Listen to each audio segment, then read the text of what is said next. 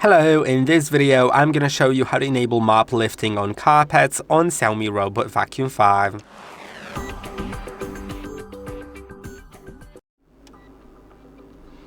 To lift the mop on the carpets so it doesn't get the carpets wet, you can click on three dots in top right corner, then go to Carpet Cleaner Preferences.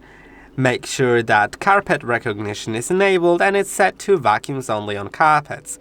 You can also enable the carpet boost if you want the suction power to increase, but the most important part is that it's enabled and set to vacuums only on carpets, which means it will basically vacuum and disable the mop by lifting it. I hope that this video was helpful. Don't forget to like and subscribe, and I'll see you in the next one.